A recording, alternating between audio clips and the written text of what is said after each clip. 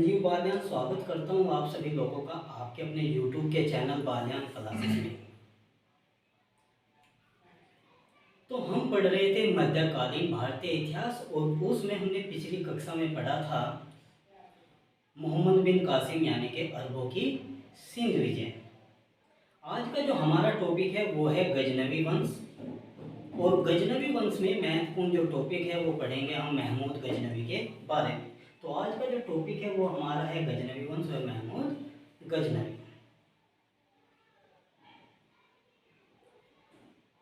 तो इसमें हमको पढ़ना ये है कि ये जो महमूद गजनवी थे ये कहाँ के रहने वाले थे, कब इनका जन्म हुआ था और इन्होंने भारत पर कब आक्रमण किया और कितनी बार इन्होंने भारत पर आक्रमण किया है। तो जिस पहलुओं में हमको इस टॉपिक का अध्ययन करना है उन पहलुओं को एक बार देख लेते हैं कि किन किन टॉपिक पे हमको पढ़ना है। तो हमको इसमें पढ़ना है स्थापना व संस्थापक, यानी कि जो गजनवी वंश है इसकी स्थापना किसने की थी और इसके संस्थापक कौन थे। इसी में अगला टॉपिक हमको पढ़ना है महत्वपूर्ण शासक। जो गजनवी वंश के महत्वपूर्ण शासक हुए हैं वो कौन कौन से थे उनके बारे में हमको इसी में पढ़ना है। जितने भी शासक हुए थे इनमें सबसे महत्वपूर्ण शासक है महमूद गजनवी और खासकर हमको इसी के बारे में पढ़ना है। इसके बाद आता है इतिहासकार या साहित्यकार, यानी कि जो महमूद गजनवी था इसके समय के जो महत्वपूर्ण इतिहासकार थे वो कौन कौन से थे इसके बारे में पढ़ना है। इसके बाद में हमको पढ़ना है महमूद गजनवी के आक्रमण व आक्रमण के समय भारतीय शासक, यानी कि जब महमूद गजनवी भारत पर आक्रमण करता है तो कौन से राज्य पर करता है और वहाँ का शासक कौन होता है इसके बारे में अध्ययन करेंगे। इसके बाद इसी में हम आखिरी जो हमारा टॉपिक होगा वो होगा गजनवियों की विजय और भारतीय शासकों की पराजय का कारण, यानी कि गजनवियों की विजय क्यों रही और भारतीय शासकों की पराजय का कारण क्या रहा। इन्हीं पहलुओं के साथ हमको इस टॉपिक का अध्ययन करना है। आपको विदित होगा कि इससे पहली कक्षा में हमने पढ़ा था अरबों की सिंध विजय और अरबों की जो सिंध विजय थी वो 712 ईस्वी में हुई थी। लेकिन भारत पर पहला अरबी आक्रमण वो मोहम्मद बिन कासिम ने नहीं किया था। पहला जो भारतीय अरबी जो आक्रमण था भारत पर वो 636 ईस्वी में खलीफा उमर के नेतृत्व में किया गया था।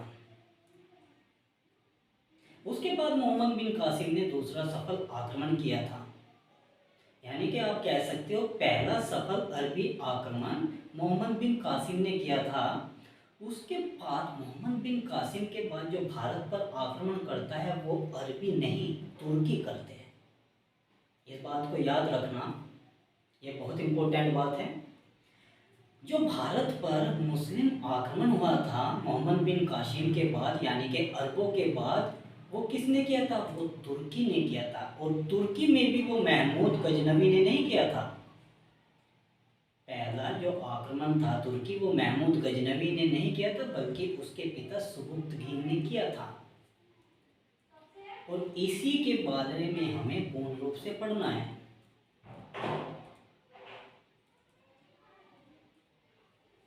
तो हम शुरू करते हैं।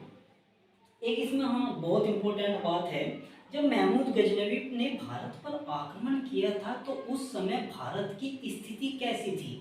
उस समय भारत की जो स्थिति थी वो कैसी थी? सामाजिक स्थिति कैसी थी, राजनीतिक स्थिति कैसी थी और आर्थिक स्थिति कैसी थी, इस पर भी हम चर्चा करेंगे।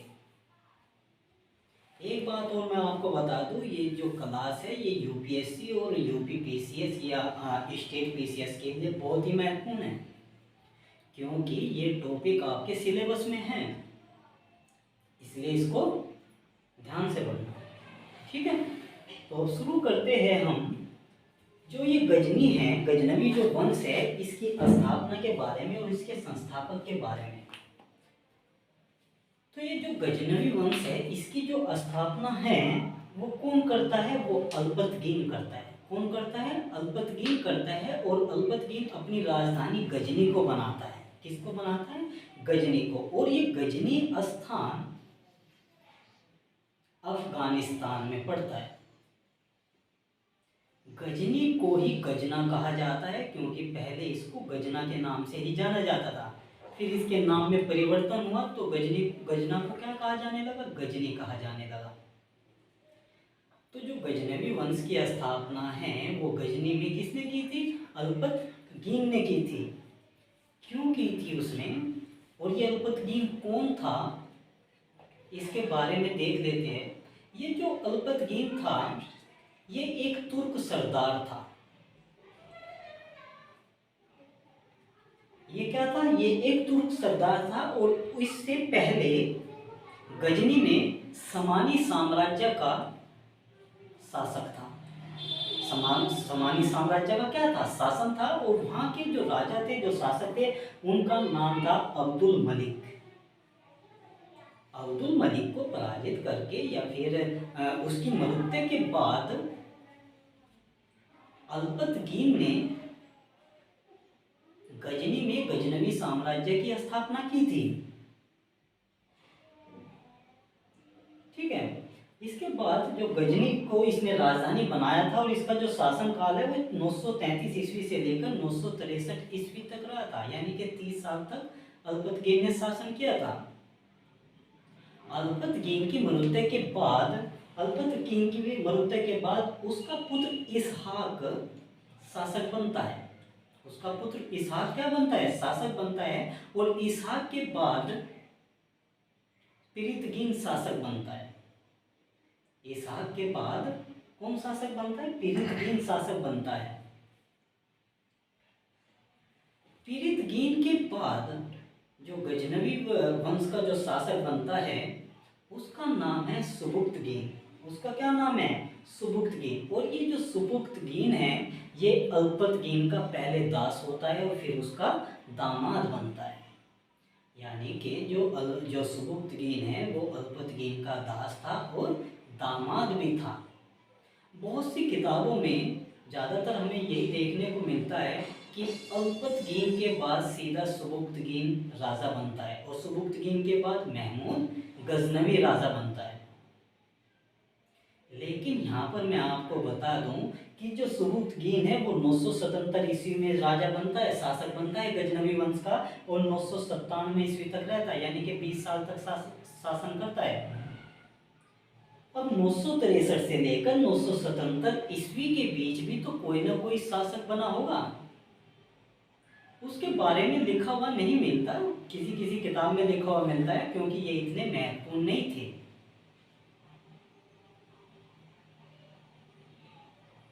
अगर आपसे यही पूछ लिया जाए कि अल्पतगीन के बाद कौन शासक बना तो क्या बताओगे? अल्पतगीन के बाद सुबुक्तगीन शासक नहीं बनता। अल्पतगीन के बाद उसका पुत्र इसहाक शासक बनता है। तो ये छोटी छोटी बातें, छोटे छोटे जो फैक्ट है ये आपको पढ़ने हैं।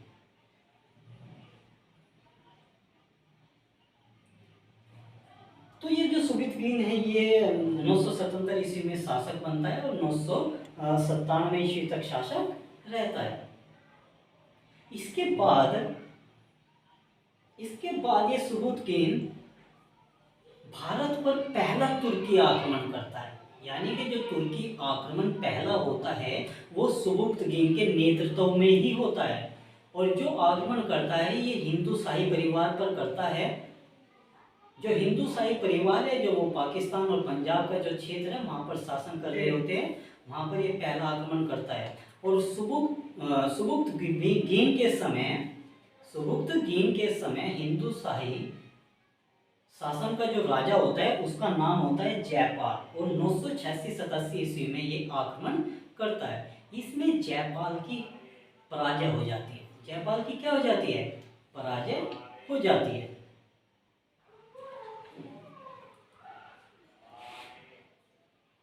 इसके बाद क्या होता है? इसके बाद ये जो सुबुक्तगीन है, सुबुक्तगीन के दो पुत्र होते हैं, एक का नाम होता है महमूद और दूसरे का नाम होता है इस्माइल। ये जो इस्माइल है ये अत्यंत प्रिय था और बहुत ही सुंदर था। ये अपने पिता का बहुत ही प्यारा था, ठीक। और इस अल्पतगीन को ही अपना जो उत्तराधिकारी नियुक्त करता है सुबुक्तगीन, वो इस्माइल को ही नियुक्त करता है।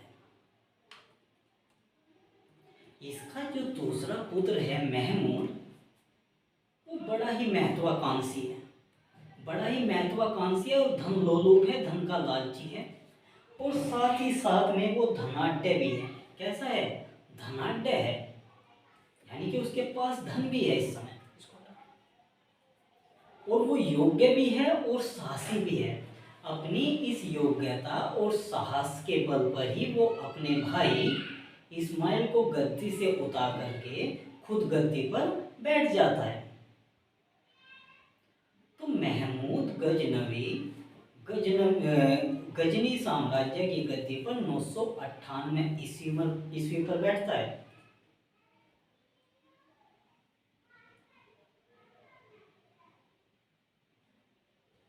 अब हमको इसी के बारे में पढ़ना है कि ये जो महमूद गजनवी है, इसके परिचय के बारे में पढ़ना है कि इनका जन्म कब हुआ था, कहाँ हुआ था, किस परिस्थिति में इनका जन्म हुआ था, और इनको किस किस उपाधि से जाना गया। इससे आगे, सुबुक्तगीन से आगे जो भी हम इतिहास पढ़ने वाले हैं तुर्कों का, वो महमूद गजनवी के बारे में ही पढ़ने वाले हैं। तो एक बार हम इसके परिचय को ध्यान से देख लेते हैं, उसके बाद आगे पढ़ेंगे।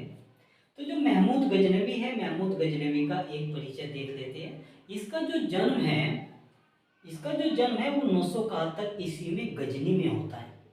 गजनी अफगानिस्तान में है, और जो गजनी है वो जबुलिस्तान के अंतर्गत आता है। अफगानिस्तान में एक क्षेत्र है जबुलिस्तान, उसके अंतर्गत ही क्या आता है? गजनी आता है। और इस जबुलिस्तान की ही इसकी माता थी महमूद गजनवी की, जो एक धनाढ्य स्त्री थी। इसीलिए इसको एक अन्य नाम से भी जाना जाता है, वो नाम है जबोली का या जाबुली का महमूद, इसलिए उसको जाबुली का महमूद कहा जाता है। इनके जो पिता थे उसका नाम था सुबुक्तगीन। जब 997 या 98 में ये गद्दी पर बैठते हैं, तो उससे पहले ये क्या होते हैं वो देख लेते हैं। उससे पहले ये खुरासन के प्रशासक या गवर्नर होते हैं। खुरासन जो क्षेत्र है वहाँ के क्या होते हैं? ये प्रशासक या गवर्नर होते हैं। इसके बाद देखते हैं कि ये जो इनका वंश था, ये कैसा वंश था। तो इनका जो वंश था वो यामिनी वंश था। तो गजनी वंश को यामिनी वंश के नाम से भी जाना जाता है। अगर संप्रदाय की बात करें तो ये किस संप्रदाय से आते थे? तो महमूद गजनवी सुन्नी संप्रदाय से आते थे। किस संप्रदाय से आते थे? सुन्नी संप्रदाय से आते थे। ये सिंहासन या शासक कब बनते हैं? 998 ईस्वी में ये शासक बनते हैं। अब देखते हैं इसकी उपाधि, महमूद गजनवी को किन किन उपाधियों से जाना गया, या उनको क्या क्या टाइटल्स या उपाधि दी गई। तो देखो, जो महमूद गजनवी है इनको यामीन उद दौला कहा गया है। यामीन उद दौला का मतलब होता है साम्राज्य का दाहिना हाथ।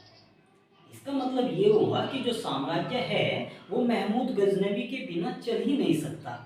तो जो महत्वपूर्ण अंग है साम्राज्य का वो कौन है? यामीन उद दौला है, यानी कि महमूद गजनवी है। इसकी दूसरी उपाधि है यामीन उल मिल्लाह। यामीन उल मिल्लाह या यामीन उल अल्लाह या यामीन उल मिल्लत, इस तरह के नाम आपको देखने को मिलेंगे। ठीक है, तो इसकी जो दूसरी उपाधि थी वो थी यामीन उल मिल्ला, जिसका नाम होता है धर्म का रक्षक, यानी कि ये धर्म की रक्षा करने वाले थे।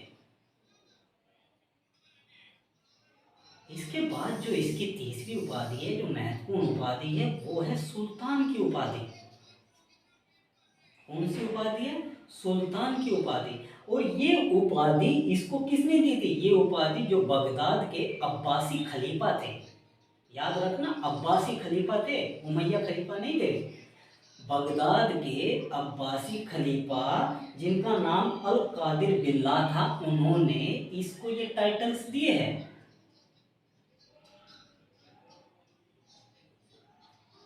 उन्होंने ही महमूद गजनवी को सुल्तान की उपाधि दी है, और सुल्तान की उपाधि धारण करने वाला विश्व का पहला शासक या पहला व्यक्ति महमूद गजनवी ही था।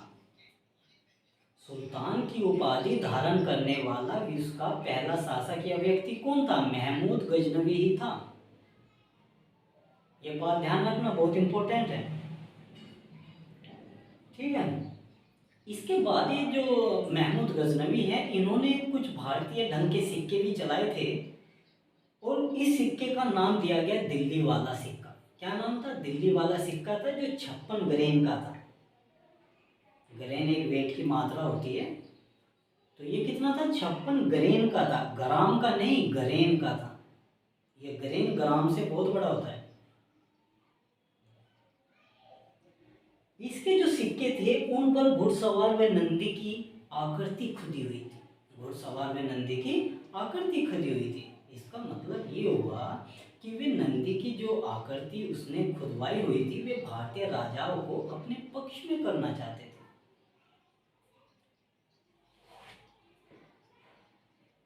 धर्म के परिप्रेक्ष्य में उनको दिखाना चाहते थे भारतीय राजाओं को कि हम भी तुम्हारे जो राजा है, तुम्हारे जो भगवान हैं, शिव के जो नंदी है, हम उनको मानने वाले हैं, तो अपने पक्ष में करना चाहते थे। इस वजह से उन्होंने नंदी की क्या करवाई? आकृति खुदवाई।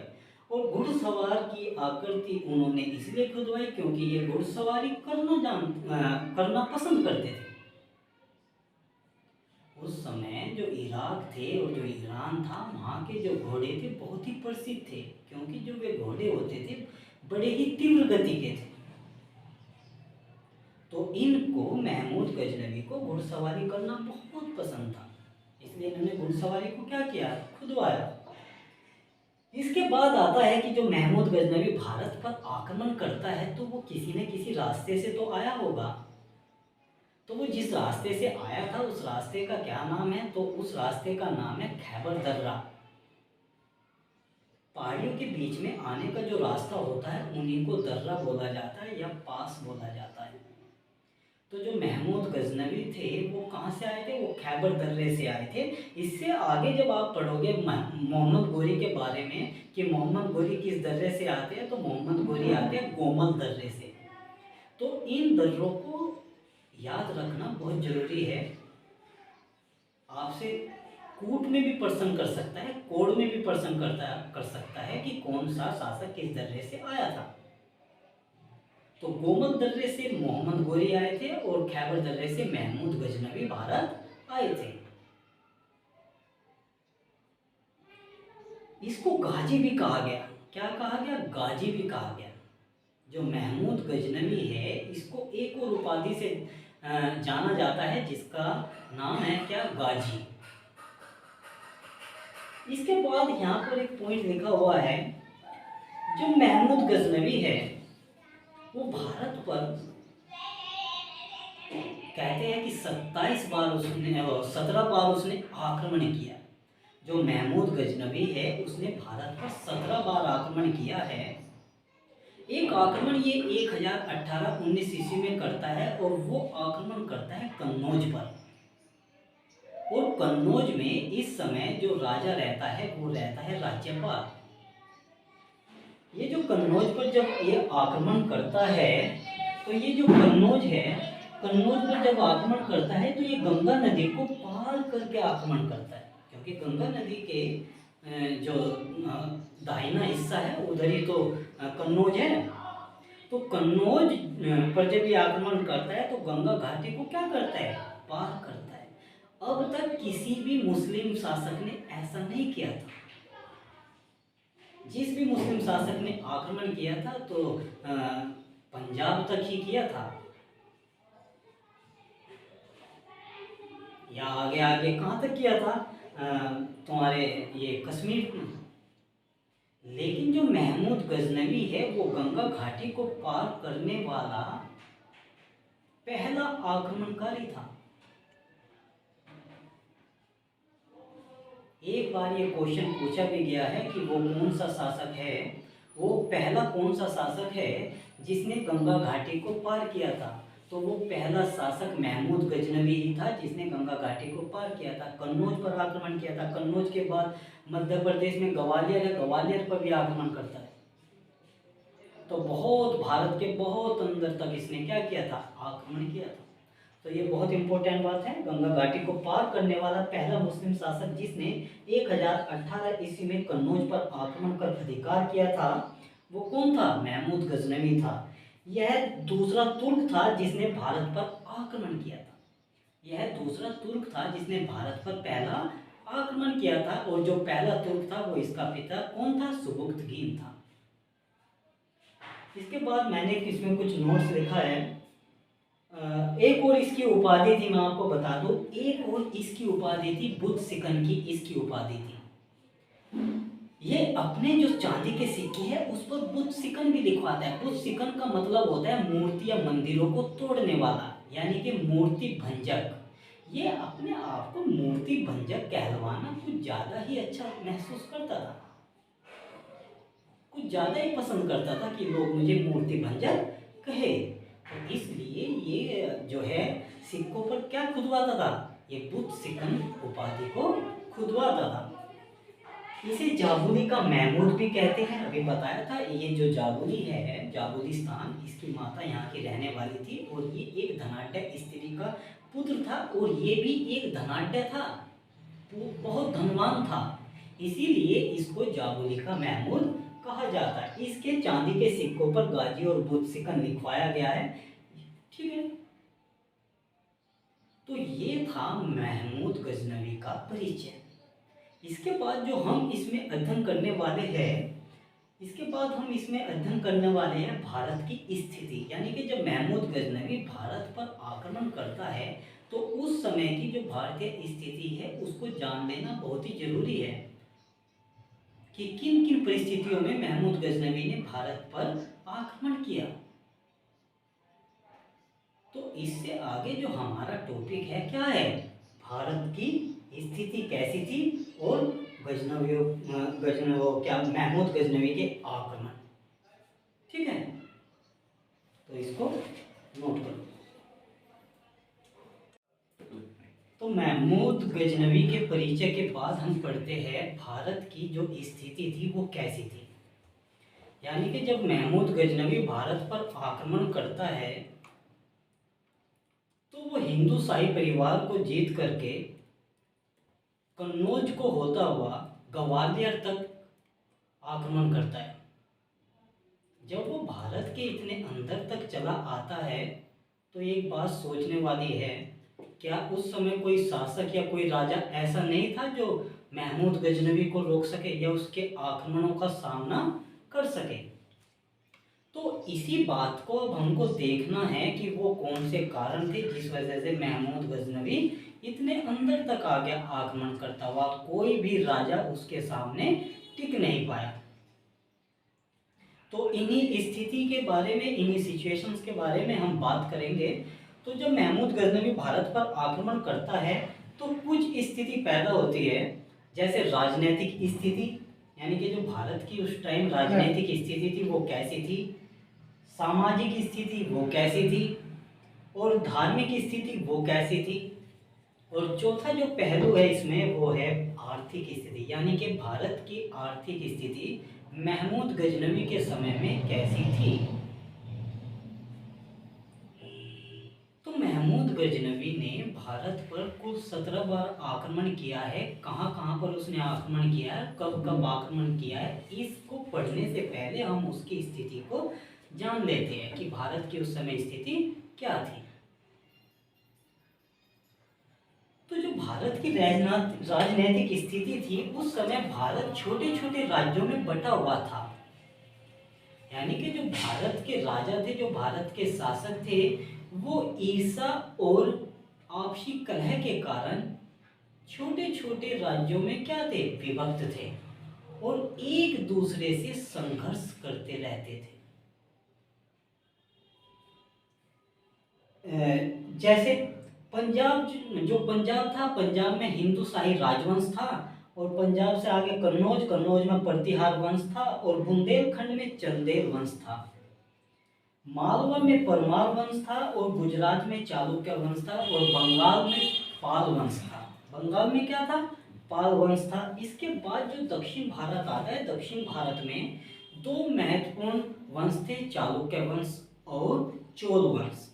ये दोनों ही, इन दोनों वंशों के राजा बहुत ही शक्तिशाली थे, लेकिन लेकिन आपसी कलह या आपसी ईर्ष्या के कारण वे एक दूसरे से क्या थे, संघर्ष करते रहते थे और भारत की राजनीति में उन्होंने कोई भी रुचि नहीं ली। अब मैं आपको एक बात बता दूं, ये पंजाब में हिंदू शाही वंश था, इसके राजा कौन थे। गुजरात में चालुक्य वंश था, तो इसके राजा कौन थे।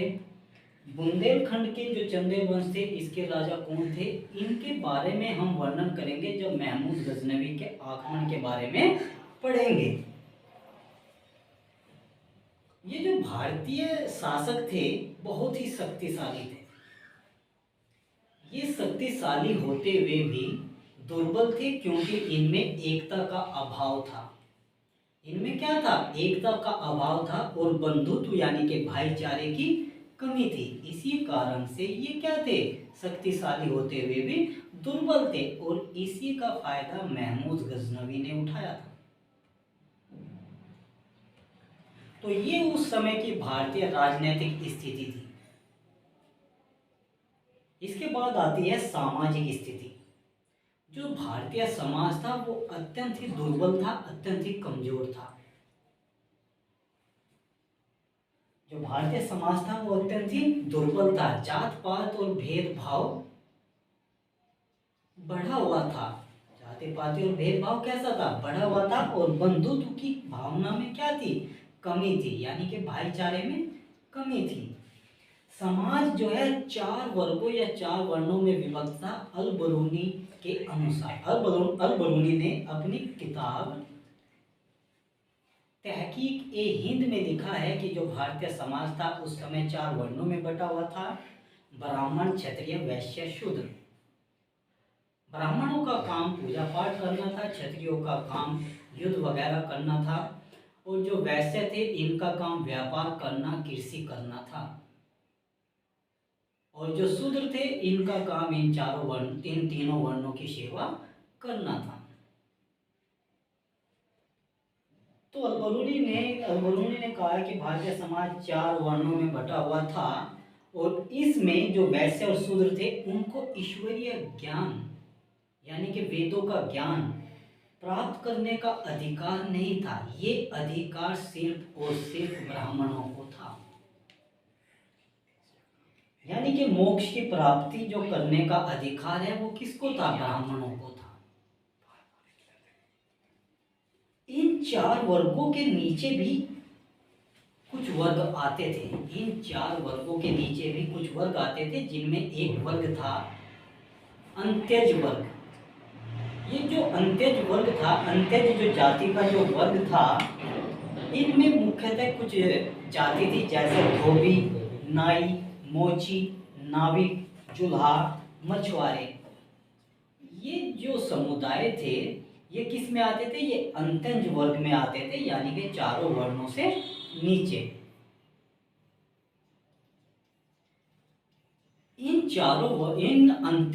इन अंत्यज वर्ग या अंत्यज जाति से नीचे भी एक और जाति आती थी जिसे चांडाल कहते थे।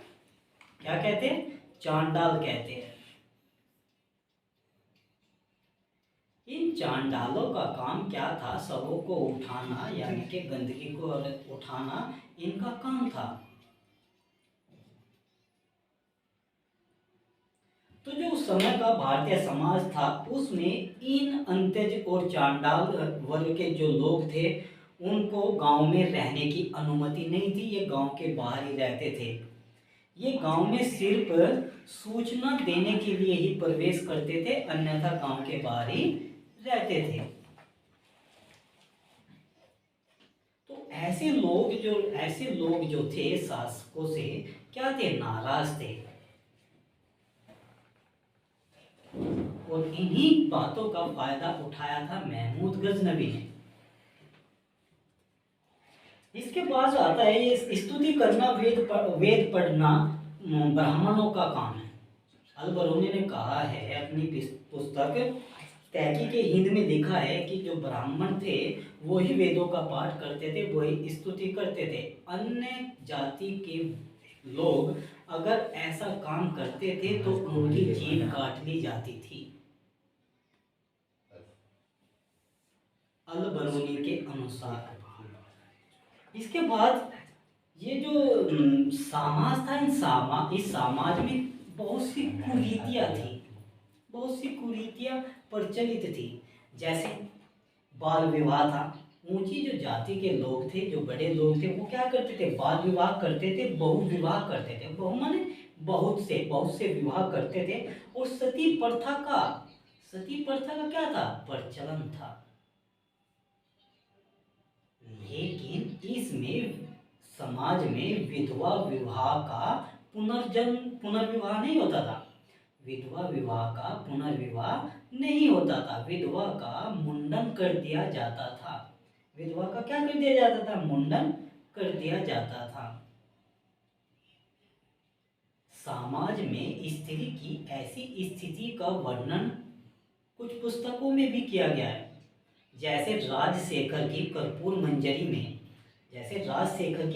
मंजरी में क्या कहा गया है, उसमें कहा गया है कि शैव योगी यानी कि शिव भगवान के योगी भैरवनाथ का एक सिद्धांत है, एक एग्जाम्पल है, जिसमें वे कहते हैं कि मदिरा और नारी के भोग विलास से हम बलवान होते हैं। मदिरा करने से और नारी का भोग विलास करने से हम क्या होते हैं, बलवान होते हैं, ताकतवर होते हैं। और ऐसा राजशेखर की कर्पूर मंजरी में लिखा हुआ है। एक और उदाहरण हमको ऐसी ही कुरीति का देखने को मिलता है, और वो उदाहरण है जयदेव की गीत गोविंद में। जयदेव की एक पुस्तक है गीत गोविंद में, उसमें एक उदाहरण मिलता है। और उसमें कहा गया है कि जो कृष्ण है और राधा है, उनके प्रेम को आपत्तिजनक रूप से दिखाया गया है। यानी कि राधा और कृष्ण के प्रेम का वर्णन आपत्तिजनक रूप में किया गया है। तो ये सामाजिक स्थिति भारत की उस समय थी।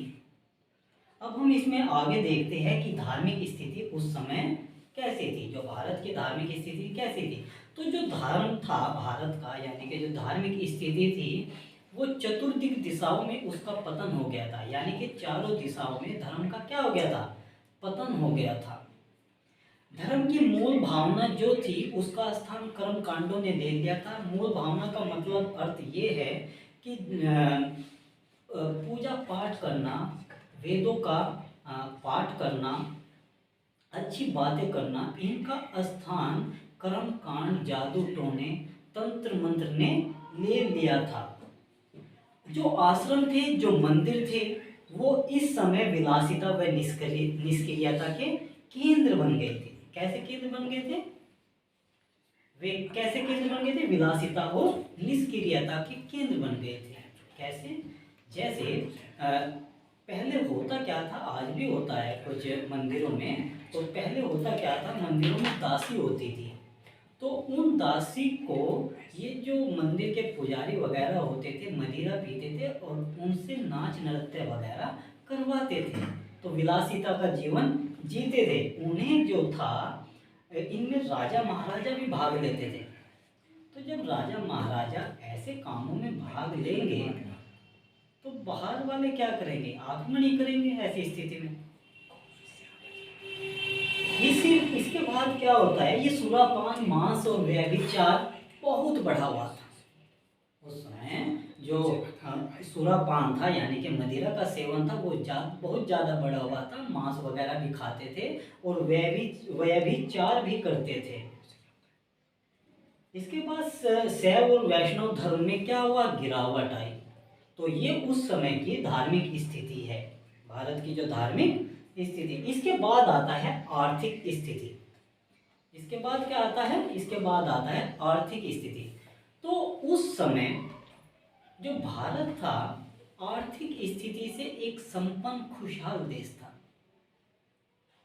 भारत की जो भूमि थी वो उपजाऊ थी और अच्छी अच्छी फसलें होती थी, जिनसे बड़ा अच्छा व्यापार होता था। तो व्यापार भी क्या था, उन्नत अवस्था में था। उस समय आश्रम थे, जो मंदिर थे, उनमें खजाने भी थे, उनमें धन था। यानी कि जो मंदिर थे, जो आश्रम थे, वो धन के क्या थे, खजाने थे। इन्हीं धन या इन्हीं खजानों पर महमूद गजनवी की नजर रहती है। महमूद गजनवी की क्या रहती है, नजर रहती है। इस समय के शासक जो थे वो इतने कमजोर थे कि इस धन को हथियाने में महमूद गजनवी को ज्यादा मशक्कत या ज्यादा वो नहीं करना पड़ा, ज्यादा परेशानी नहीं हुई। भारत के शासक इतने संतुष्ट थे इस समय आपस में, भारत के शासक आपस में इतने संतुष्ट थे कि उन्हें सीमा पर हो रहे आक्रमण के बारे में कोई भी रुचि नहीं थी, या उसे आक्रमण, सीमावर्ती आक्रमण से कोई भी लेना देना नहीं था। इसी का फायदा महमूद गजनवी ने उठाया और भारत पर आक्रमण किया और मन चाहे तरीके से भारत को लूटा। इसके बाद ये थी भारत की स्थिति। इसके बाद हम जो अध्ययन करेंगे वो करेंगे महमूद गजनवी के आक्रमणों का। ठीक है,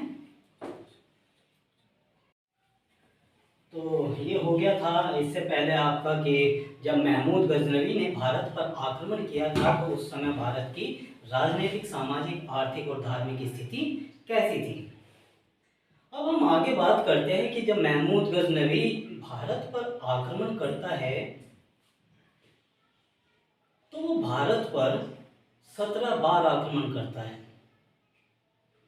हम इसमें देखेंगे कि कैसे भारतीय इतिहास की पृष्ठभूमि पर ये महमूद गजनवी प्रकट हुआ है। तो जो महमूद गजनवी है 1000 से लेकर के 1027 के बीच भारत पर 17 बार आक्रमण करता है और इस बात का वर्णन ब्रिटिश इतिहासकार है जिनका नाम है हेनरी इलियट, वो करते हैं। उन्होंने कहा है कि भारत ने 1000 से लेकर 1027 के बीच भारत पर कुल 17 बार आक्रमण किया है। और ये क्वेश्चन यूपीएससी में एक दो बार नहीं कई बार पूछा गया है कि इस बात का वर्णन या इसके युद्धों का वर्णन किसने किया है कि भारत पर 17 बार आक्रमण किया था। तो वो वर्णन किया है इतिहासकार थे, ब्रिटिश इतिहासकार जिनका नाम था हेनरी इलियट। अब ये जो 1000 से लेकर 1027 के बीच आक्रमण करता है तो ये लगातार आक्रमण नहीं करता। आप भी देख रहे होंगे कि 27 वर्षों में इसने 17 बार आक्रमण किया है, तो इसने लगातार आक्रमण नहीं किया है। बीच बीच में ये गजनी लौट जाता था और अपनी सेना को कुछ खिलाता था, पिलाता था और उसको फिर युद्ध करने के लायक बनाता था। फिर से भारत पे वो युद्ध करता था। तो ये जो युद्ध हुए हैं ये अंतराल में हुए हैं, लगातार युद्ध नहीं हुए। ये जो महमूद गजनवी था या फिर कोई भी आक्रांता हो, उनके युद्ध करने के मुख्यतः दो उद्देश्य होते हैं। सबसे पहला उद्देश्य उनका यही होता है धन की प्राप्ति या धन को लूटना, और दूसरा उद्देश्य होता है उनका अपने धर्म का प्रचार प्रसार करना। महमूद गजनवी के भी यही दो उद्देश्य थे, धन को लूटना, क्योंकि महमूद गजनवी को पता था कि भारत में बहुत सारा धन है और वहाँ जो धन है ज़्यादातर उनका धन आश्रम में या मंदिरों में है। इसी वजह से महमूद गजनवी ने भारत पर आक्रमण करने की योजना बनाई। क्योंकि जब महमूद गजनवी 998 ईस्वी में गद्दी पर बैठ जाता है तो उसकी महत्वाकांक्षा बहुत ज़्यादा बढ़ जाती है। वो पूरे विश्व को जीतना चाहता है। और इसके लिए वो सेना को इकट्ठा करेगा, सेना को बनाएगा, अपनी सेना को बड़ी करेगा और उसके लिए उसे धन की जरूरत होगी। इसी जरूरत को पूरा करने के लिए उसने भारत पर आक्रमण करने की सोची। और वो ये भी जानता था कि इस समय भारत की राजनीतिक स्थिति अत्यंत दुर्बल है। जो वहां के राजा है एक दूसरे से संघर्ष में लगे रहते हैं, इसलिए वो बाहर के आक्रमण पर ज्यादा ध्यान नहीं देंगे। और इसी बात का महमूद गजनवी ने फायदा उठाया था। तो अब हम यहाँ पर महमूद गजनवी के 17 आक्रमण को देखेंगे, शुरू से लेकर आखिर तक। उसने 17 आक्रमण कब किए, कहाँ किए और किस शासक या राजा के विरुद्ध किए। मैं यहाँ पर आपको 17 के 17 आक्रमण के बारे में बताऊंगा, लेकिन आपको 17 के 17 आक्रमण को याद रखने की जरूरत नहीं है। इनमें से कुछ खास आक्रमण है जिनको आपको याद रखना है। तो शुरू करते हैं महमूद गजनवी के आक्रमण को। तो जो महमूद गजनवी है, ये जब खैबर दर्रे से आता है, तो जब खैबर दर्रे को पार करता है तो एक हिंदू शाही साम्राज्य पड़ता है, वहां पर ये पहला आक्रमण करता है। यानी कि जो भारत के सीमावर्ती राज्य है, जो सीमा से सटे हुए राज्य है, वहां पर ये पहला आक्रमण करता है। जो पहला आक्रमण करता है वो 1000 ईस्वी में करता है। तो महमूद गजनवी का पहला आक्रमण सीमावर्ती नगरों पर होता है। सीमावर्ती नगरों पर ये क्या कर लेता है, अधिकार कर लेता है, उसको जीत लेता है। जीतने के बाद में फिर ये अपना गजनी वापस लौट जाता है। जब गजनी लौट जाता है तो दोबारा से फिर ये आता है 1001 में, और तब ये हिंदू शाही साम्राज्य पर आक्रमण करता है। और हिंदू शाही साम्राज्य का शासक इस समय कौन था? इस समय हिंदू शाही साम्राज्य का शासक था जयपाल, और इसकी राजधानी बेहिंद या भांडुपुर थी। क्या थी? इसकी जो राजधानी थी वो बेहिंद या भांडुपुर थी। यहाँ पर महमूद गजनवी जयपाल सिंह को पराजित कर देता है और बेहिंद पर कब्जा कर लेता है। जब ये जयपाल को हरा देता है और बेहिंद पर कब्जा कर लेता है, तो जयपाल इस अपमान को सह नहीं पाता, क्योंकि इससे पहले उसके पिता भी सुबुक्तगीन, जो सुबुक्तगीन हैं महमूद गजनवी के पिता, वो 986 ईस्वी में जयपाल पर आक्रमण करते और जयपाल को पराजित कर देते हैं। उसके बाद 1001 ईस्वी में महमूद गजनवी भी उस पर आक्रमण करता है और वो भी इसको क्या कर देता है, पराजित कर देता है। तो इन दोनों पिता और पुत्र की पराजय को वो के द्वारा हुई पराजय को वो सहन नहीं कर पाता और आत्महत्या कर लेता है। तो जयपाल क्या कर लेता है, आत्महत्या कर लेता है। और इस वंश के शासक ने ही गजनी का सबसे ज्यादा विरोध किया था। जो शाही राजवंश है, इस वंश के शासकों ने ही गजनी का सबसे पहले और सबसे ज्यादा प्रतिरोध या विरोध किया था। इसके बाद हिंदू शाही साम्राज्य का जो राजा बनता है वो जयपाल का पुत्र आनंदपाल बनता है। कौन बनता है? जयपाल का पुत्र आनंदपाल बनता है। महमूद गजनवी का जो तीसरा आक्रमण है वो 1004 ईस्वी में होता है, और पंजाब प्रांत में ही एक जगह है उच्च में इसका आक्रमण होता है। और उस समय उच्च का राजा बजरा रहता है। बजरा पर ये आक्रमण करता है। बजरा पर क्यों आक्रमण करता है? क्योंकि महमूद गजनवी बजरा से सहायता मांगता है जयपाल के विरुद्ध, और जयपाल के विरुद्ध सहायता देने से बजरा मना कर देता है। इसी को दंड देने के लिए ये बजरा पर आक्रमण करता है और बजरा को क्या कर देता है, बजरा की हत्या कर देता है।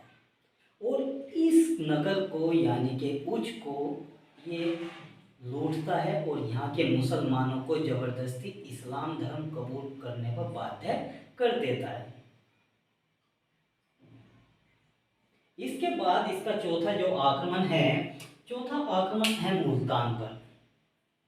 इसका जो चौथा आक्रमण है वो होता है मुल्तान पर 1005 या 6 ईस्वी में। इसी समय 1005 ईस्वी में ये भटिंडा पर भी आक्रमण करता है, और भटिंडा का जो राजा होता है वो बाजीराव होता है, और बाजीराव इससे पराजित हो जाता है, और पराजित होने के बाद वो भी अपना अपमान महसूस करता है और आत्महत्या कर लेता है। लेकिन जब ये मुल्तान पर आक्रमण करता है तो मुल्तान का जो राजा रहता है वो बाजीराव नहीं, फतेह दाऊद होता है। फतेह दाऊद शिया संप्रदाय का है, और जो महमूद गजनवी है वो सुन्नी संप्रदाय के है, तो इन दोनों में दुश्मनी ही रहती है। तो जो शिया संप्रदाय के ये करमाती मुस्लिम थे, शिया संप्रदाय के कैसे मुस्लिम थे, ये करमाती मुस्लिम थे फतेह दाऊद। आनंद पाल ने फतेह दाऊद की सहायता की थी, लेकिन दोनों फतेह दाऊद और आनंद पाल इस युद्ध में पराजित हो जाते हैं और महमूद गजनवी विजय हासिल कर लेता है। दाऊद ने इसमें क्या कर दिया, आत्मसमर्पण कर देता है। जब ये दाऊद आत्मसमर्पण कर देता है तो दाऊद को गद्दी पर से हटा करके जयपाल का जो नाती होता है सुखपाल, उसको मुल्तान का शासक या गवर्नर महमूद गजनवी नियुक्त करता है। और सुखपाल कहते हैं कि जो सुखपाल है इसने इस्लाम धर्म कबूल कर लिया था। इस्लाम धर्म क्या कर लिया था, कबूल कर लिया था। और जब इसने इस्लाम धर्म कबूल किया तो सुखपाल के स्थान पर अपना नाम रखा इसने नौशाह। क्या रखा, नौशाह शाह।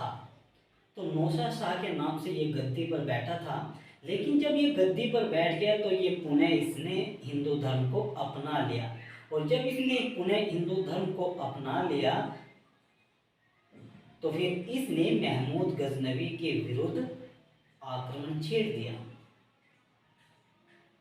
फिर क्या किया, महमूद गजनवी के विरुद्ध आक्रमण इसने छेड़ दिया था, और महमूद ने फिर इसको क्या किया, बंदी बना लिया। सुखपाल को क्या किया, बंदी बना लिया। इसके बाद इसका आता है पांचवा आक्रमण, जो 1006 और 7 ईस्वी में होता है। जो पांचवा आक्रमण था ये इसी वजह से था, सुखपाल को दंड देने के लिए, क्योंकि जब ये गद्दी पर बैठ गया तो ये मुसलमान से फिर से इसने कौन सा धर्म अपना लिया, हिंदू धर्म अपना लिया, और महमूद गजनवी के खिलाफ विद्रोह कर दिया, और इसी को दंड देने के लिए इसने पांचवा आक्रमण किया। जो सुखपाल था वो जयपाल की पुत्री का पुत्र था। इसके बाद आता है छठा आक्रमण। छठा आक्रमण 1008 ईस्वी में होता है। छठा आक्रमण 1008 ईस्वी में होता है, और ये जो आक्रमण होता है ये जयपाल के पुत्र आनंद पाल के विरुद्ध होता है। जयपाल के पुत्र आनंद पाल के विरुद्ध यह आक्रमण होता है। दाऊद के साथ मिलकर ये महमूद को हानि पहुंचाते हैं। राजाओं का एक संघ बनाते हैं, कई राजा मिलकर आनंद पाल और दाऊद जो है कई राजाओं के साथ मिलकर एक सेना या एक संघ बनाते हैं। उन राजाओं में परमार के राजा होते हैं, कछुआ के राजा होते हैं, राठौर वंश के राजा होते हैं, चौहान वंश के और खोखर वंश के राजा होते हैं। जब ये एक संघ बना लेते हैं तो ये सिंधु नदी के किनारे पेशावर में महमूद गजनवी के खिलाफ एक युद्ध या अभियान छेड़ देते हैं। युद्ध के शुरुआत में महमूद गजनवी हारता हुआ नजर आता है, लेकिन किसी कारणवश जो आनंद पाल है उसका जो हाथी है वो बिगड़ जाता है, और जब वो बिगड़ जाता है तो सेना अस्त व्यस्त हो जाती है, और जो आनंद पाल है वो क्या हो जाता है, पराजित हो जाता है। आनंद क्या हो जाता है, पराजित हो जाता है। और इस समय आनंद पाल की राजधानी बैहिंद नहीं नंदीनपुर या नंदीन होती है। कौन सी राजधानी होती है, नंदीनपुर। तो आनंद पाल हिंदू शाही राजवंश में आनंद पाल बैहिंद या भांडपुर से राजधानी स्थानांतरित करता है नंदीनपुर या नंदीन, जिस पर महमूद गजनवी विजय प्राप्त कर लेता है और इसको बहुत लूटता है। आनंदपाल इस समय क्या कर देता है, आत्मसमर्पण कर देता है। इसके बाद आता है सातवां आक्रमण। ये जो सातवां आक्रमण है ये नगर कोट में होता है और नगर कोट में लूट के इरादे से होता है, क्योंकि इस समय यहाँ पर बहुत ही धन एकत्रित रहता है। यहाँ के जो मंदिर है नगर कोट के, वहाँ पर बहुत ही धन एकत्रित रहता है और इस धन को ही हड़पने के लिए महमूद गजनवी यहाँ पर आक्रमण करता है।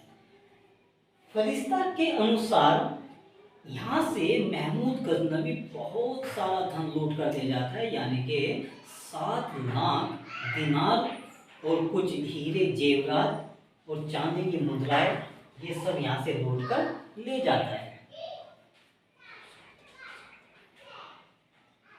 ये जो यहाँ पर नगर कोट लिखा हुआ है, तो कुछ इतिहासकार मानते हैं कि ये नगर कोट कांगड़ा का, हिमाचल प्रदेश में स्थित कांगड़ा जिला है, वहाँ पर ये नगर कोट है, ये वो जगह है। लेकिन मैं आपको एक बात बता दूं, एक पुस्तक है सतीश चंद की मध्यकालीन भारतीय इतिहास, उसमें लिखा हुआ है कि ये नगर कोट गलती से कुछ लोग कांगड़ा का नगर कोट मान लेते हैं, जबकि महमूद गजनवी हिमाचल प्रदेश में कभी गया ही नहीं। ये बात सतीश चंद इतिहासकार कहते हैं, बहुत बड़े इतिहासकार हैं, और इस बात को ज़्यादातर इतिहासकार मानते हैं कि महमूद गजनवी हिमाचल प्रदेश गया ही नहीं। तो ये नगर कोट जो है ये पंजाब वाला ही नगर कोट है। इसके बाद आता है 8वां आक्रमण। 8वां आक्रमण 1010 ईस्वी में होता है और ये आक्रमण पुनः मुल्तान पर होता है। एक बार चौथा आक्रमण होता है मुल्तान पर और एक बार 8वां आक्रमण मुल्तान पर होता है। जब दोबारा आक्रमण करता है तो इसमें दाऊद फतेह को क्या कर देता है, पराजित कर देता है और बंदी बना लेता है। इसके बाद महमूद गजनवी जो है, महमूद गजनवी का 11वां आक्रमण, 9वां आक्रमण होता है। कौन सा आक्रमण होता है, 9वां आक्रमण होता है, और ये 9वां जो आक्रमण है ये हरियाणा के थानेश्वर में होता है, जो कबीर हर्षवर्धन की राजधानी हुआ करता था थानेश्वर। वहाँ पर महमूद गजनवी आक्रमण करता है और वहाँ पर एक महत्वपूर्ण विश्वविख्यात मंदिर चक्रस्वामी को पूरी तरह से ये लूटता है। चक्रस्वामी मंदिर को क्या करता है, ये लूटता है। लेकिन इस समय डेरा का एक शासक होता है, वो महमूद को रोकने की कोशिश करता है, लेकिन महमूद को वो रोक नहीं पाता। इसके बाद महमूद गजनवी कुछ आगे बढ़ता है और ये जो है आगे बढ़ने के बाद में ये 10वां आक्रमण करता है 1012 ईस्वी में। 1012 ईस्वी में जब महमूद गजनवी आक्रमण करता है तो इस समय जो जयपाल का पुत्र आनंदपाल होता है, इसकी मृत्यु हो जाती है, और इसकी मृत्यु के बाद आनंदपाल का पुत्र त्रिलोचन, आनंदपाल का जो पुत्र है त्रिलोचन, वो शाही राजवंश का शासक होता है। तो आनंदपाल के पुत्र त्रिलोचन के खिलाफ ये विद्रोह करता है, और त्रिलोचन का पुत्र है भीमपाल। त्रिलोचन का पुत्र कौन है, भीमपाल। तो त्रिलोचन और भीमपाल दोनों मिलकर इस समय लोहर वंश का जो राजा होता है कश्मीर का, संग्राम राज, उसकी सहायता मांगते हैं। तो जब उसकी सहायता मांगते हैं तो ये क्या करते हैं, ये जो कश्मीर शासक संग्राम राज है, तो कश्मीरी जो मंत्री है तुंग, इनकी सहायता करता है, यानी कि संग्राम राज का जो मंत्री है तुंग, वो इनकी क्या करता है, सहायता करता है। तो इस तरह से ये एक संयुक्त सेना बन जाती है जो महमूद गजनवी का विरोध करती है या उस पर आक्रमण करती है। इस संयुक्त सेना में महमूद गजनवी विजयी हो जाता है, संयुक्त सेना क्या हो जाती है, पराजित हो जाती है। त्रिलोचन शिवालिक की पहाड़ियों पर भाग जाता है। त्रिलोचन कहाँ भाग जाता है, शिवालिक की पहाड़ियों पर भाग जाता है। जब ये शिवालिक की पहाड़ियों पर भाग जाता है तो ये बुंदेलखंड का जो शासक होता है विद्याधर से ये सहायता मांगता है या उससे मित्रता करता है। तो इस समय जब ये इस पर मित्रता करता है तो कहते हैं कि यहाँ पर संग्राम, ये जो है विद्याधर, जो ये विद्याधर है बुंदेलखंड का शासक, ये जो है त्रिलोचन की हत्या कर देता है।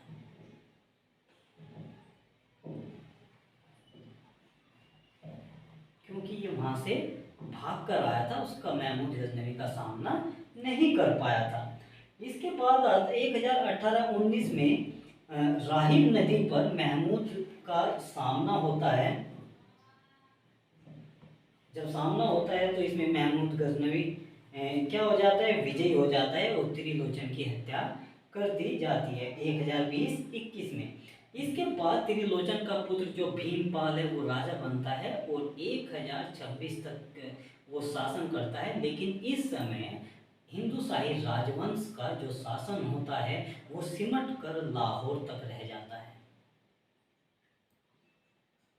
और भीमपाल के साथ ही हिंदुशाही राजवंश जो है क्या हो जाता है, समाप्त हो जाता है। इसके बाद महमूद गजनवी का जो अगला आक्रमण है, 11वां आक्रमण आता है जो 1015-16 ईस्वी में होता है। और ये जो आक्रमण है ये कश्मीर पर होता है। जब वो कश्मीर पर आक्रमण करता है तो इस समय कश्मीर के जो राजा होते हैं वो संग्राम राज होते हैं, जो लाहौर वंश के होते हैं।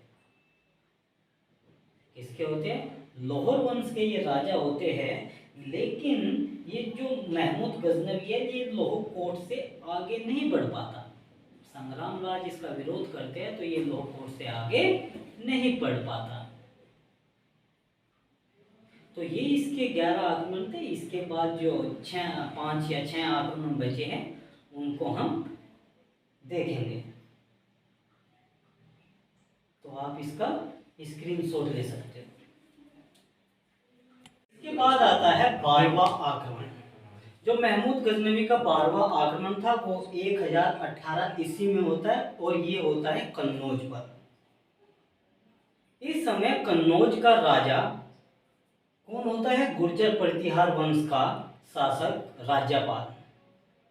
कन्नौज का राजा कौन होता है, राज्यपाल होता है जो गुर्जर प्रतिहार वंश का होता है।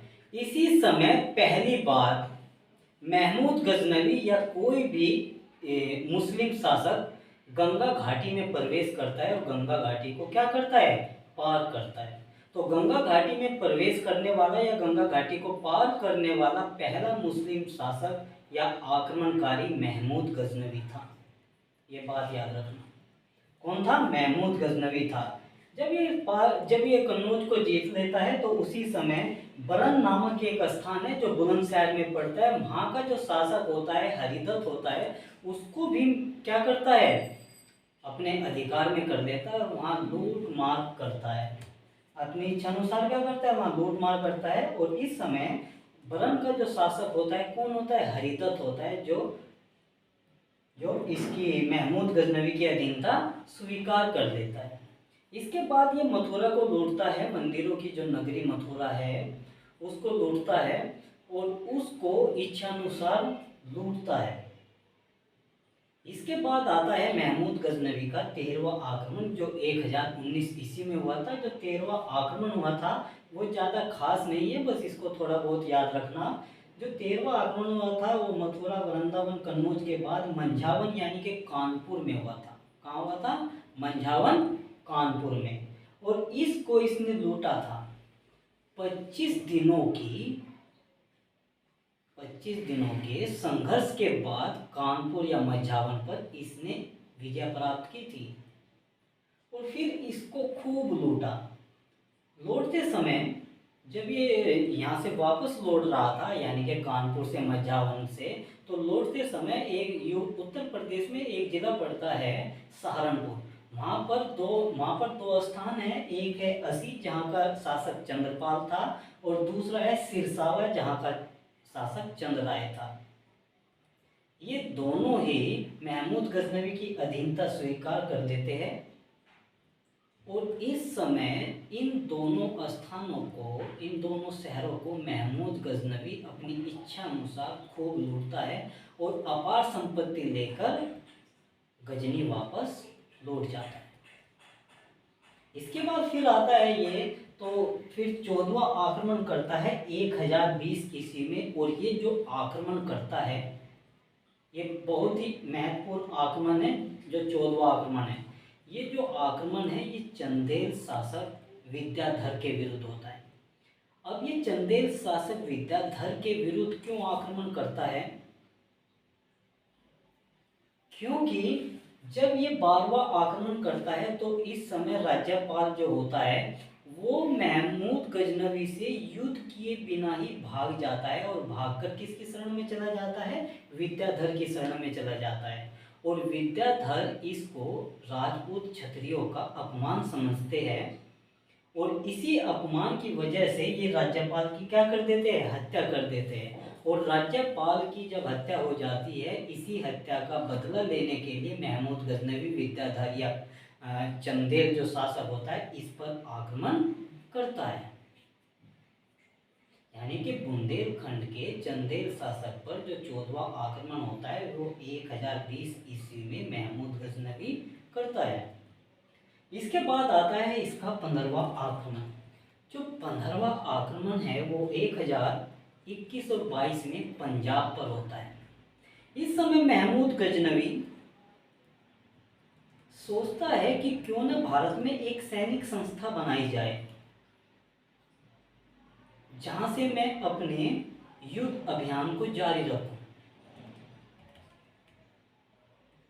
तो ये क्या करता है? ये पंजाब पर प्रत्यक्ष शासन स्थापित करने के उद्देश्य से आक्रमण करता है और भारत में एक सैनिक केंद्र की स्थापना करता है। इसी विजय के बाद जब ये पंजाब पर विजय प्राप्त कर लेता है तो इसी विजय के बाद ये शाही सिक्का चलाता है जिसे दिल्ली वाला सिक्का कहते हैं।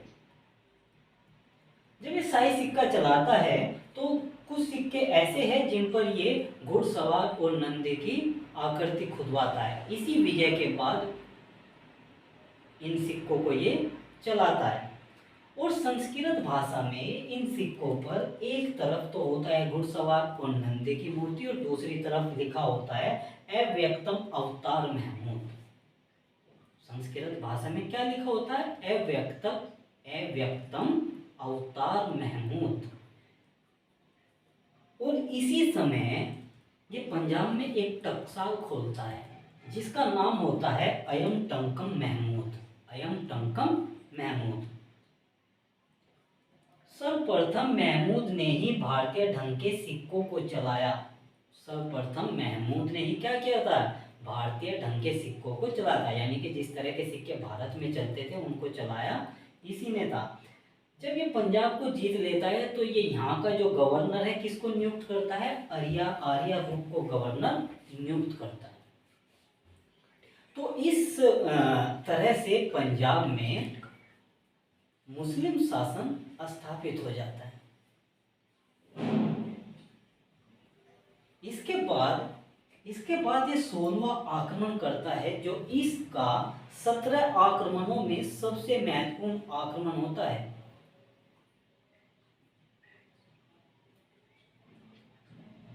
कहते हैं कि जब इसको पता चला कि भारत में एक राज्य है गुजरात जहाँ पर एक मंदिर है सोमनाथ शिव का मंदिर, और इस मंदिर में अकूत संपत्ति है, बहुत सारा धन है, बहुत सारा सोना है। तो ये क्या करता है? ये अपने गजनी में जब वापस लौट जाता है तो वहाँ पर अपनी सेना को ट्रेनिंग देता है, अच्छी ट्रेनिंग देता है, कमांडो फोर्स बनाता है। तो जब ये जो अपनी सेना को ट्रेनिंग देता है तो इस समय ये अच्छे अच्छे घोड़े लाता है, अच्छी नस्ल के घोड़े भी लाता है, अच्छे हाथी लाता है। और ये सोचता है कि जब मैं या हमारी सेना सोमनाथ मंदिर को लूटेगी तो वो जो धन होगा वो किस पर आएगा? तो ये उस धन को लादने के लिए ऊंटों को भी लेकर आता है। तो सोमनाथ मंदिर को लूटने के लिए इसने पूर्ण तैयारी की हुई थी।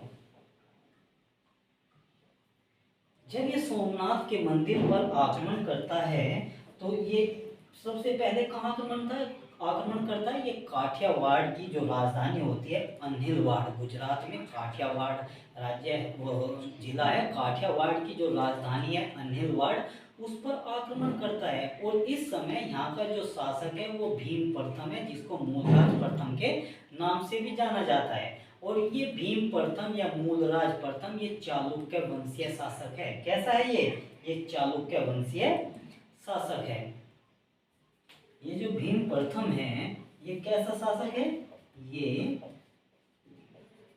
चालुक्य वंशीय शासक है। कैसा शासक है भाई, चालुक्य वंशीय शासक। और इसी का दूसरा नाम है मूलराज प्रथम।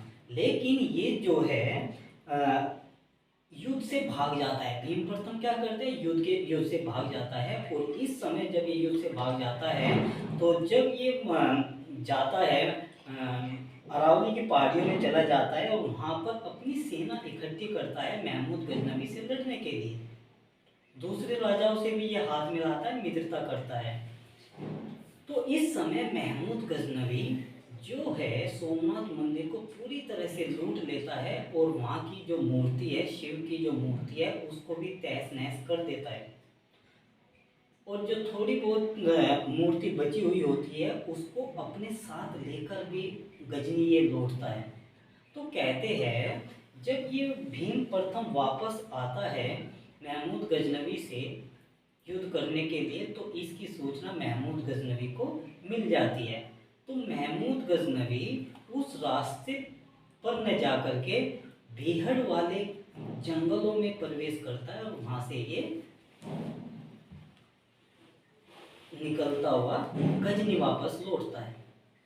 तो कहते हैं कि रास्ते में इसको दो लड़ाकू जाति थी जिनका नाम जाट और खोकर था। ये जो है महमूद गजनवी को बहुत परेशान करते हैं, बहुत तंग करते हैं। और महमूद गजनवी का आधे से ज़्यादा धन या सोना ये लूट लेते हैं।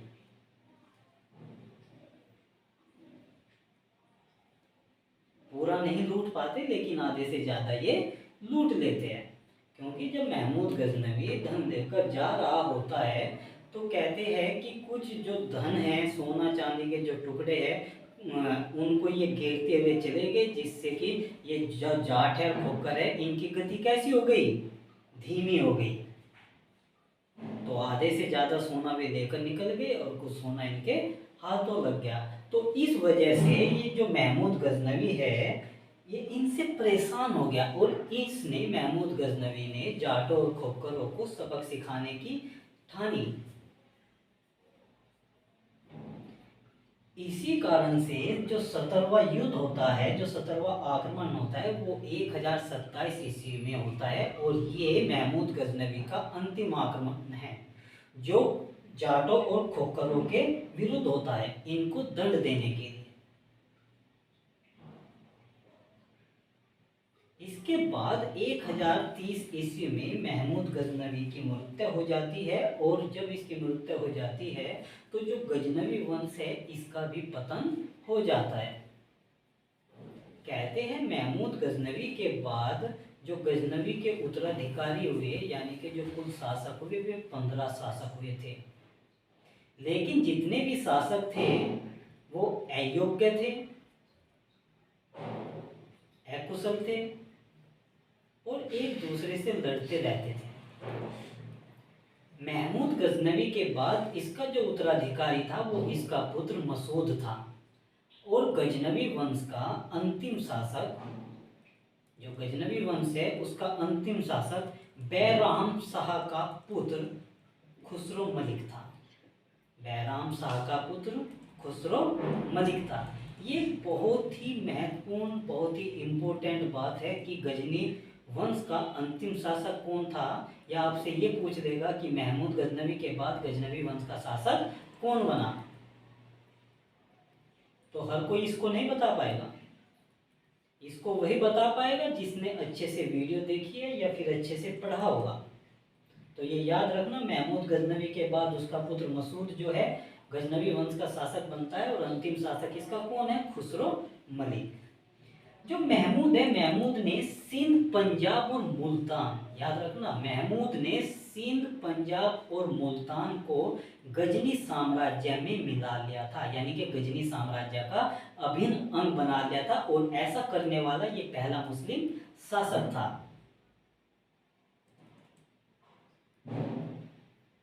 इस समय महमूद गजनवी के समय यहाँ पर हिंदू शाही राजवंश राजा जो शासक होते हैं वो शासन कर रहे होते हैं, लेकिन जब इनको महमूद गजनवी जीत लेता है तो यहाँ पर करमाथियों का शासन हो जाता है। जो करमाथी है वो मुस्लिम जाति है, यानी कि इस्लाम का या मुस्लिमों का अब यहाँ पर क्या हो गया, शासन हो गया।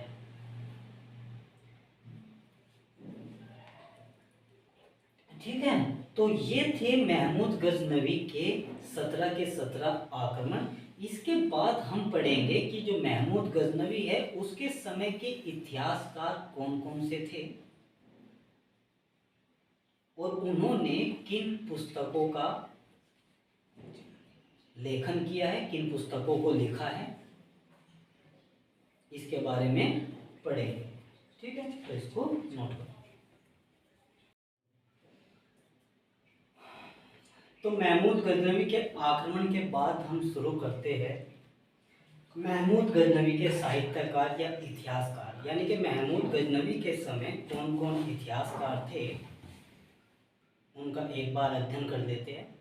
तो महमूद गजनवी के समय बहुत सारे इतिहासकार थे, जैसे फिरदौसी हो गया, बैहाकी हो गया, उतबी हो गया, अलबरूनी हो गया, उजारी हो गया, उसरी हो गया, फर्रुखी हो गया, फैराबी हो गया, और तुसी और उनसुरी और असजदी इतिहासकार इसके दरबार में रहते थे। लेकिन हमें इन सभी इतिहासकारों के बारे में ज़्यादा डिटेल में नहीं पढ़ना है। इनमें से महत्वपूर्ण जो इतिहासकार है जैसे फिरदौसी है, कुतुबी है, बैहाकी है और अलबरूनी है, इन्हीं के बारे में हमको डिटेल में पढ़ना है। बाकी के बारे में बाकी को हम सिर्फ इतना ही याद रखना है कि ये इस समय के या महमूद गजनवी के समय के इतिहासकार थे। आपसे क्वेश्चन पूछ सकता है कि जो अंसारी है या जो तूसी है वो किसके दरबारी कवि थे या किसके समय के साहित्यकार या इतिहासकार थे। तो किसके समय के थे, महमूद गजनवी के समय के। इनको सिर्फ ऐसे ही एक लाइन में याद रखना है कि इस तरह के ये जो साहित्यकार थे महमूद गजनवी के समय में।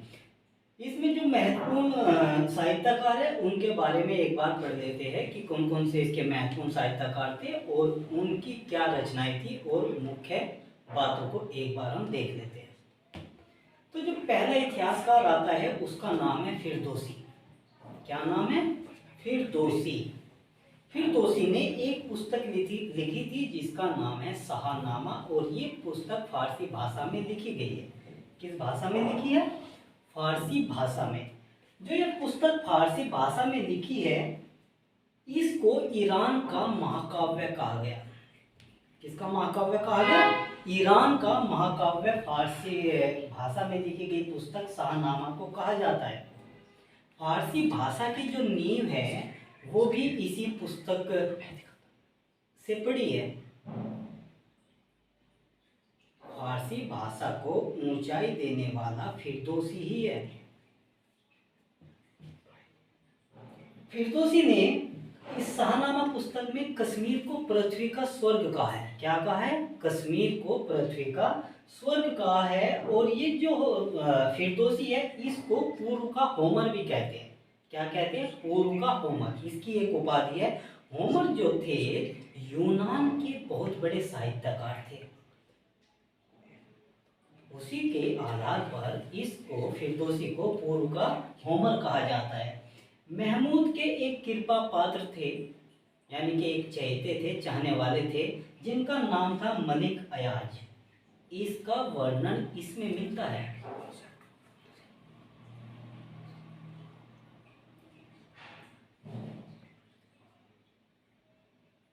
कहते हैं जो शाहनामा पुस्तक है, शाहनामा पुस्तक का मतलब होता है, शाह माने होता है बादशाह, नाम माने होता है नाम, यानी कि बादशाह की सूची या बादशाह का नाम। तो महमूद गजनवी ने फिरदौसी को ये कहा था कि जो ईरानी शासक है, यानी कि पूर्व के जो ईरानी शासक है उनके इतिहास के बारे में मुझे लिख कर लाओ।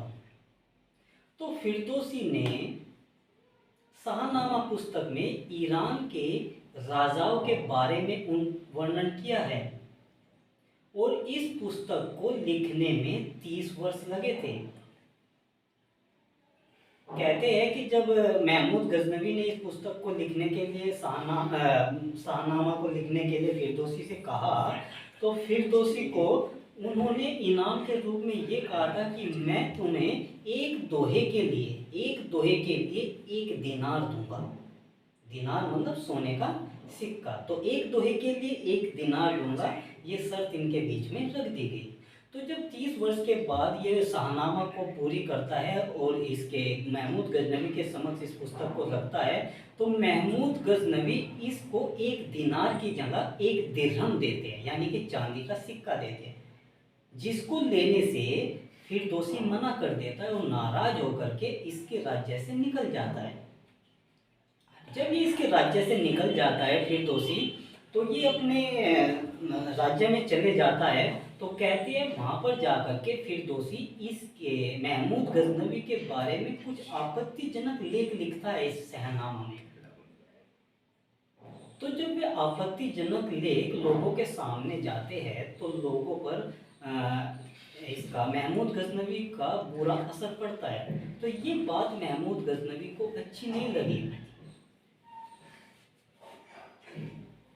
तो महमूद गजनवी कहते हैं कि जाओ फिरदौसी को मना करके लाओ, उनको दिरहम की जगह दिनार ही दो। तो वे बहुत सारी जो दिनार है वो लेकर जाते हैं, लेकिन उस समय जब ये लेकर के जाते हैं तो उस समय फिरदौसी की जो है मृत्यु हो जाती है। और भी जो दिनार है वो जो इनाम है फिरदौसी की एकमात्र संतान उनकी पुत्री को देती है, लेकिन उनकी पुत्री भी इस इनाम को लेने से मना कर देती है। इस तरह से महमूद गजनवी जिंदगी भर के लिए फिरदौसी के कर्जदार बन जाते हैं। इसके बाद दूसरा इतिहासकार आता है जिनका नाम है बैहाकी। तो बैहाकी ने एक पुस्तक लिखी थी जिसका नाम है तारीख बैहाकी, और तारीख बैहाकी में 3 महत्वपूर्ण खंड है। उन 3 महत्वपूर्ण खंडों में जो खंड है वो है तारीख बैहाकी, तारीख सुबुक्तगीन व तारीख मसूद। यानी कि उस किताब में सुबुक्तगीन के बारे में वर्णन मिलता है, महमूद गजनवी के बारे में वर्णन मिलता है और महमूद गजनवी के पुत्र मसूद के बारे में वर्णन मिलता है। तुर्ककालीन चित्रकला का पहला प्रमाण, जो तुर्ककालीन चित्रकला है इसका पहला प्रमाण बैहाकी की तारीख बैहाकी में ही मिलता है। ये बहुत इंपॉर्टेंट क्वेश्चन है कि तुर्ककालीन चित्रकला का पहला प्रमाण कहाँ मिलता है। ये मिलता है बैहाकी की तारीख बैहाकी में। और जैसे फिरदौसी को पूर्व का उमर कहा जाता है, ऐसे बैहाकी को भी पूर्व का पेप्स कहा जाता है। पूर्व का पेप्स बैहाकी को कहा जाता है। इसके बाद अगला साहित्यकार आता है जिसका नाम है उतबी। ये जो उतबी है ये महमूद गजनवी का दरबारी साहित्यकार भी था और महमूद गजनवी का सचिव भी था। ये 2 पुस्तक लिखता है, एक पुस्तक का नाम है तारीख यामिनी और दूसरी पुस्तक का नाम है किताब उल यामिनी। इन दोनों पुस्तकों की रचना उतबी ही करता है।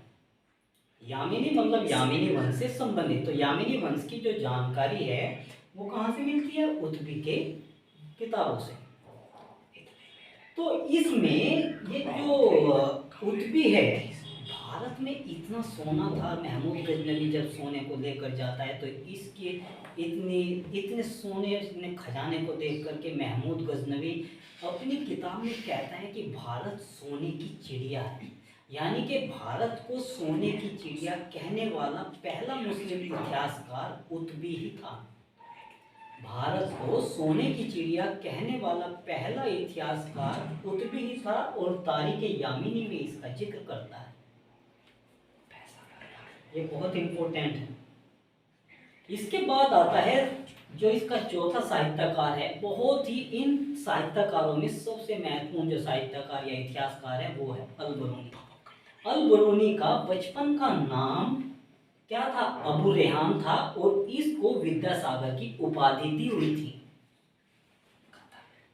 अल बरूनी की उपाधि क्या थी? विद्यासागर इसकी उपाधि थी। एकमात्र यही इतिहासकार था जो महमूद गजनवी के समय भारत आया था।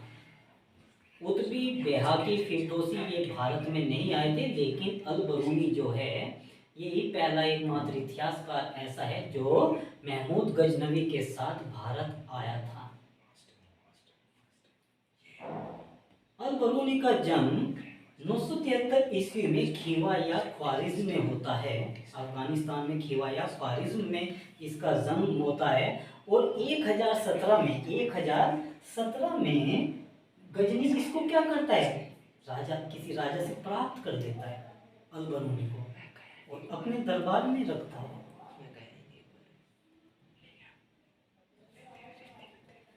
जो अल बरूनी है, इन्होंने जो पुस्तक लिखी थी उसका नाम है तहकीक हिंद या किताब उल हिंद, जो अरबी भाषा में लिखी गई है। तहकीक ए हिंद का मतलब होता है, तहकीक माने होता है खोज, हिंद माने होता है हिंदुस्तान यानी कि भारत। इस किताब का मतलब हुआ तहकीक ए हिंद का मतलब भारत की खोज। तो जो भारत की खोज पुस्तक है वो कौन लिखता है? अल बरूनी लिखता है। इसकी ये पुस्तक इतनी महत्वपूर्ण थी कि इस पुस्तक का हिंदी में भी अनुवाद किया गया, अंग्रेजी में भी अनुवाद किया गया। जो हिंदी में अनुवाद किया है इस पुस्तक का वो रजनीकांत शर्मा ने किया है। साउथ के फिल्म स्टार रजनीकांत ने नहीं, रजनीकांत शर्मा ने। तो इसका हिंदी में अनुवाद रजनीकांत शर्मा ने किया है और इसका अंग्रेजी में अनुवाद एडवर्ड सी सचाव ने किया है। एडवर्ड सी सचाव ने किया है। ये जो महमूद गजनवी थे ये खगोल वैज्ञानिक भी थे, खगोल विज्ञान का इनको ज्ञान भी था, भूगोल का ज्ञान था, ये तर्क शास्त्र के विद्वान थे, ये गणित के और दर्शन शास्त्र के भी विद्वान थे।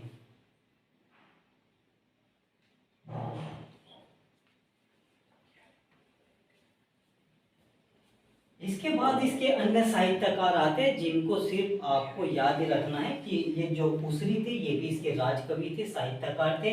फर्रुखी थे, फराबी दर्शन शास्त्र के विद्वान थे। उजारी फारसी कवि थे। तूसी, अंसरी और असजदी ये सभी के सभी महमूद गजनवी के समय के इतिहासकार थे। तो ये जो इतिहासकार थे इनका जो वर्णन है वो यहाँ पर समाप्त हो जाता है। इसमें कुछ महत्वपूर्ण बातें हैं, कुछ पॉइंट्स हैं, उनको हम एक बार देख लेते हैं। इसके बाद महमूद गजनवी का जो शासन है, जो प्रशासन है या जो टॉपिक है वो समाप्त हो जाता है। तो ये जो नोट है इसको देख लेते हैं। महमूद गजनवी के युद्ध का दृष्टिकोण क्या था? यानी कि जो महमूद गजनवी का युद्ध था इसको अलग अलग इतिहासकारों ने अपने अलग अलग नजरिए से देखा है। कुछ ने कहा है कि ये जो युद्ध था ये धन प्राप्ति के लिए किया गया युद्ध था। कुछ ने कहा है कि ये धर्म प्रचार और प्रसार के लिए किया गया युद्ध था। कुछ ने इतिहासकारों ने ये कहा है कि जो महमूद गजनवी ने युद्ध किया है वो जो युद्ध है कैसा था? धर्म के लिए युद्ध था।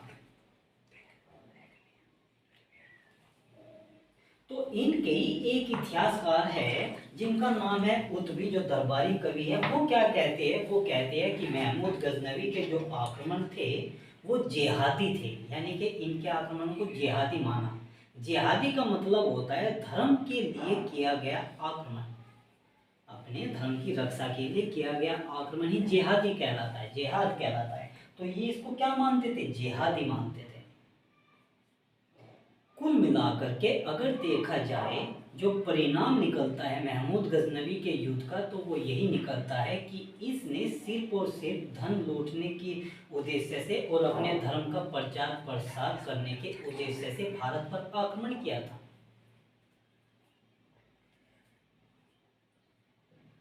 इसके बाद आता है जो गजनवी है।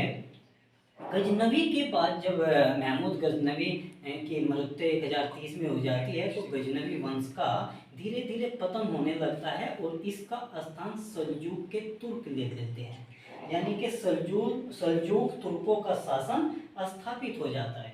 धीरे धीरे सल्जूक तुर्कों की जो सत्ता है, जो शक्ति है वो भी क्षीण होती जाती है, कमजोर होती जाती है और इनका जो स्थान है वो गोर या गोरी वंश ले लेते हैं।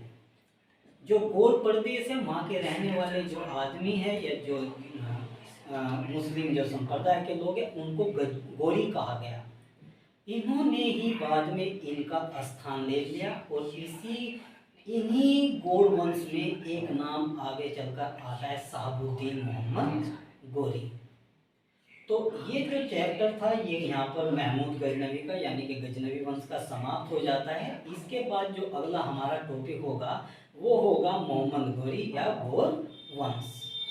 तो इसको नोट कर लीजिए और वीडियो को लाइक कीजिए, शेयर कीजिए और सब्सक्राइब कीजिए।